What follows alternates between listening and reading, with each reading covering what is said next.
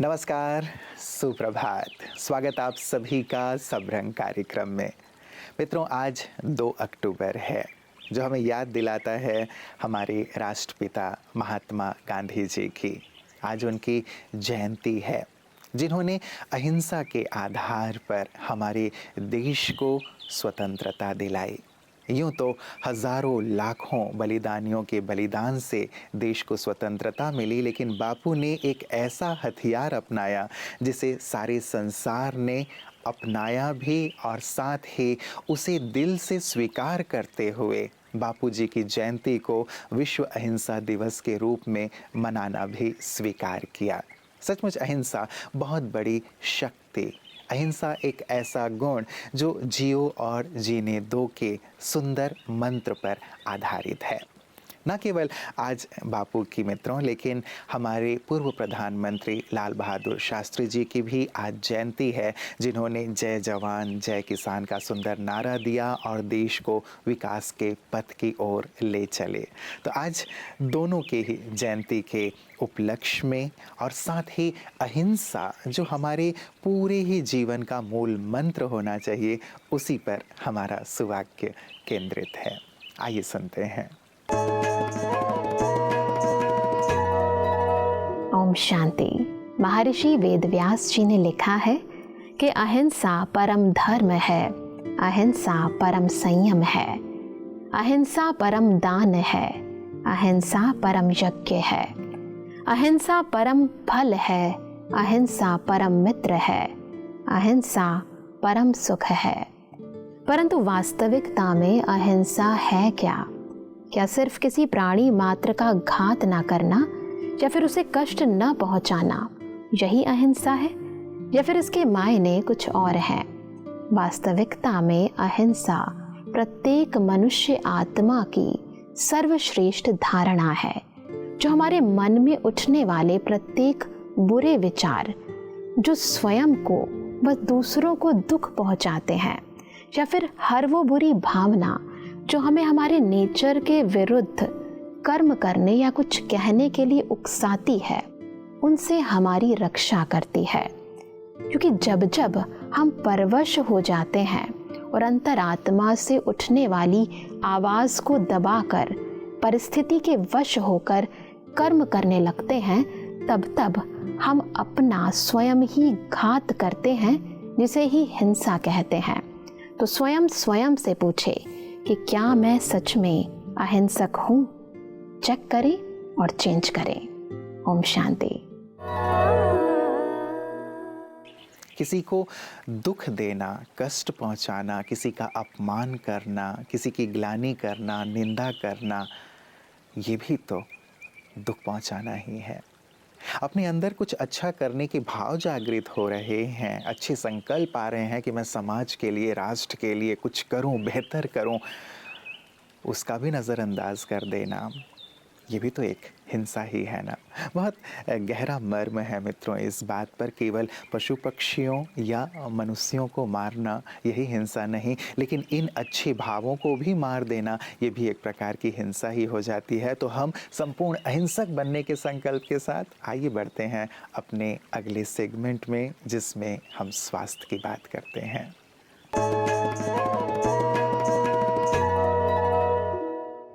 ओम शांति।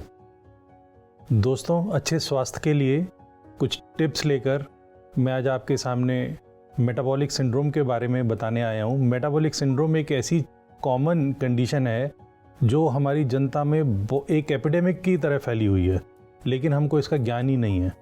तो बहुत ही संक्षेप में मैं थोड़ा सा इसके बारे में आपको बताऊँगा।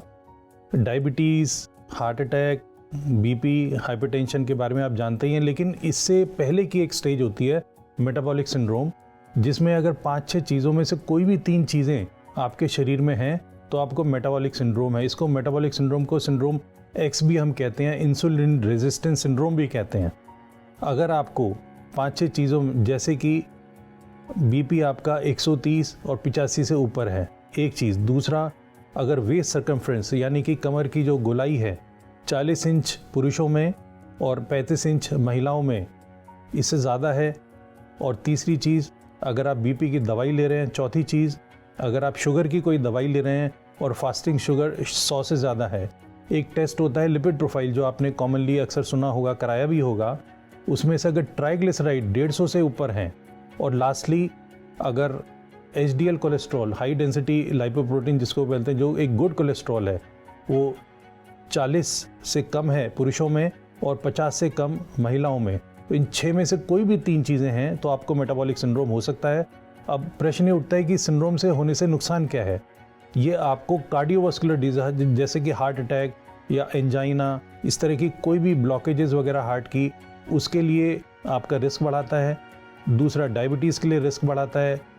तीसरा, ब्रेन अटैक जिसको हम स्ट्रोक कहते हैं टेक्निकली मेडिकल भाषा में, उसका रिस्क बढ़ाता है। तो अगर आप तरीके से इसका इलाज कराएं तो आपको मेटाबॉलिक सिंड्रोम से निजात भी मिल सकती है। जैसे मोटापा है या आपका खान पान ठीक नहीं है, फिजिकल इनएक्टिविटी है, तो तुरंत भी आप खुद ही स्वयं ही डायग्नोज कर सकते हैं कि आपको मेटाबॉलिक सिंड्रोम है और तुरंत ही अपने डॉक्टर के पास जाकर इसका इलाज शुरू करा सकते हैं अगर ज़रूरत है, चाहे मोटापे के लिए, चाहे वेट मैनेजमेंट करने के लिए, बीपी की दवाइयाँ, शुगर की दवाइयाँ या कोलेस्ट्रॉल की दवाइयाँ, कुछ भी लेना पड़े, आप जल्द से जल्दी शुरू करें और आपको आगे वाली जो रिस्क है हार्ट के लिए, ब्रेन के लिए, उससे आप निजात पा सकते हैं। सुनने के लिए शुक्रिया दोस्तों। ओम शांति। मित्रों, आज नवरात्रि का 7वां दिन है और आज देवी कालरात्रि जी की पूजा होती है। कालरात्रि जी को बहुत ही उग्र दिखाया जाता है, बहुत ही भयावह दिखाया जाता है, लेकिन साथ ही साथ उन्हें वात्सल्य का प्रतीक भी माना जाता है।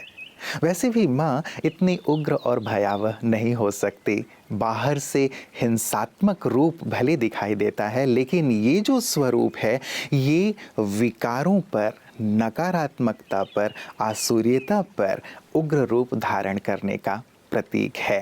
क्योंकि जब जब नकारात्मकता बढ़ती है तब तब देवी या फिर हम भी अपने स्वरूप को जब उग्र बना लेते हैं तभी अब उस पर विजय प्राप्त कर पाते हैं।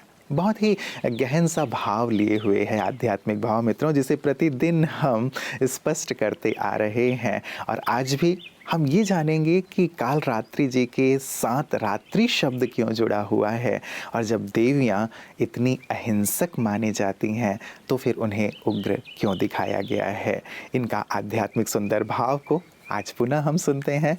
आइए आज के इस सेगमेंट में। नवरात्रि के 7वें दिन माँ कालरात्रि की उपासना की जाती है। मानव जीवन में अनेक प्रकार के भय रहते हैं। मृत्यु का भय, दुर्घटना का भय, चोरी का भय, पानी में डूब जाने का भय, आग में जल जाने का भय, कोई हिंसक प्राणी काट न ले, खा न जाए, उसका भय। अनेक प्रकार के भयों से मानव का जीवन ग्रसित है। माँ कालरात्रि अज्ञानता के नाश का प्रतीक है। अज्ञानता के कारण भय उत्पन्न होता है। अज्ञानता के कारण आसक्ति आती है और प्राप्त की हुई व्यक्ति, वस्तु, स्थान, वैभव, पद, प्रतिष्ठा खत्म ना हो जाए, उस आसक्ति के कारण भी भय रहता है। तो हमें अपने ज्ञान स्वरूप, शक्ति स्वरूप को प्राप्त करना है और भय से मुक्त, निश्चिंत, खुशनुमा जीवन हमें जीना है। बहुत ही सुंदर आध्यात्मिक भाव माँ कालरात्रि के स्वरूप का। हम भी अपने अंदर से रात्रि को, विकारों को विदाई दें, उनके प्रति उग्र रूप धारण करते हुए सत्यता के और श्रेष्ठता के पथ पर आगे बढ़ें। यही वास्तव में जीवन है। और यही सुंदर संदेश गांधी जी ने भी दिया था मित्रों, जिनकी आज हम जयंती मना रहे हैं, कि सत्य के पथ पर चलो, अहिंसा के पथ पर चलो। एक बार एक पत्रकार ने उनसे पूछा कि आपका क्या संदेश है पूरे भारतवासियों के लिए, सारे संसार के लिए। तो उन्होंने यही कहा कि मेरा जीवन ही मेरा संदेश है। अपने जीवन को संदेश बना लेना सचमुच कितनी महान बात है। और जीवन संदेश तब बनता है जब जीवन मूल्यों से सजा हुआ होता है, जब जीवन औरों के लिए होता है। कैसे हम भी अपने जीवन को मूल्यों से सजाएं, औरों के लिए जिएं, यही सुंदर कला ब्रह्मा कुमारियाँ हम सबको सिखा रही हैं। और उनकी इन सेवाओं को हम देखते हैं पीस न्यूज़ हाइलाइट्स में। भारत की स्वतंत्रता के 75 वर्ष मनाते हुए सारे विश्व में भारत की महानता को स्थापित करने के लिए आजादी का अमृत महोत्सव मनाया जा रहा है। इसी श्रृंखला में अमेरिका के वॉशिंगटन डीसी की ब्रह्मा कुमारीज ने भी celebrating the soul of India विषय पर एक भव्य कार्यक्रम रखा। इस बात में कोई दो राय नहीं है कि भारत ही वो स्थान है जिसने माता की तरह सारे विश्व के लिए सभ्यता और संस्कृति का पथ प्रदर्शित किया है। भारत ने ही संसार के सामने सर्वश्रेष्ठ कला, मूल्य और आध्यात्म का उदाहरण प्रस्तुत किया है। Celebrating the soul of India के द्वारा भारत की इन्हीं विशेषताओं को लोगों के बीच प्रकाशित किया गया। मुख्य अतिथि के रूप में जीवन के 50 वर्षों से भी अधिक समय राजयोग और जन कल्याण के लिए समर्पित करने वाली ब्रह्मा कुमारीज की अतिरिक्त मुख्य प्रशासिका बीके जयंती दीदी पधारी। बीके जयंती दीदी और मेडिटेशन म्यूजियम की डायरेक्टर और अमेरिका मेडिटेटिंग रेडियो शो की होस्ट सिस्टर डॉक्टर जना के बीच एक वार्तालाप हुआ, जिसमें बीके जयंती दीदी ने आध्यात्म के अंदर भारत के सबसे गौरवशाली योगदान राजयोग और ब्रह्मा कुमारीज द्वारा इसके प्रचार प्रसार के बारे में सभी को अवगत कराया और राजयोग की गहन अनुभूति भी कराई। साथ ही भारतीय संस्कृति को दिखाते हुए कई प्रस्तुतियां भी की गई।